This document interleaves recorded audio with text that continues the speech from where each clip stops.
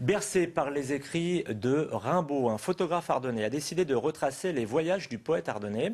Les villes d'Europe et d'Afrique notamment sont à découvrir à travers des clichés à mettre en parallèle en fait avec l'œuvre de l'artiste. Et l'exposition débute demain, Charleville-Mézières, mais Pierre-Guillaume Crégnoux et Xavier Kless ont pu la découvrir avant nous.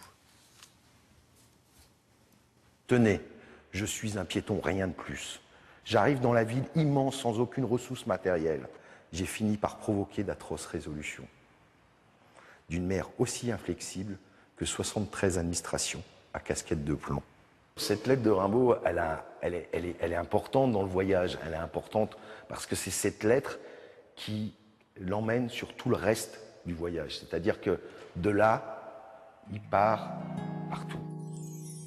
Paris, Bruxelles, Rome, puis l'Afrique. Dans les pas du poète, l'ancien photographe de presse s'est lui aussi mué en aventurier. Un périple de près de 5 ans dans une quarantaine de villes. J'ai voyagé le long de son parcours en fait. Ce qui m'intéressait, c'était un regard contemporain, un regard qui date de 150 ans en arrière. Quelqu'un qui a écrit sur tous ces pays parce qu'il a laissé des traces. C'était 150 ans après, qu'est-ce que moi, Eric, je peux amener comme regard. Et je me suis vite rendu compte d'une chose, c'est que l'écriture de Rimbaud était très contemporaine.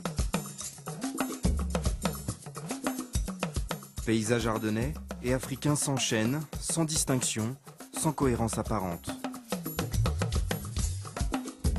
Ce qui m'a intéressé, c'est des fois faire fausse route, parce qu'il y a certaines images qui ont été prises en Occident, qui ont été prises dans les Ardennes, qui ont été prises en Europe, et on a l'impression qu'elles sont en Afrique. Il y a des photos en Afrique où on a l'impression qu'on est en Occident.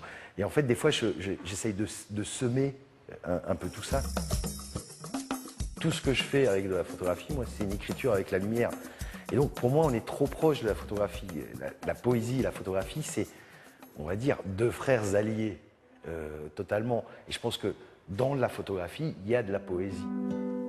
Comme un retour aux sources, ces récits de voyage en images resteront au musée Rimbaud de Charleville jusqu'en octobre.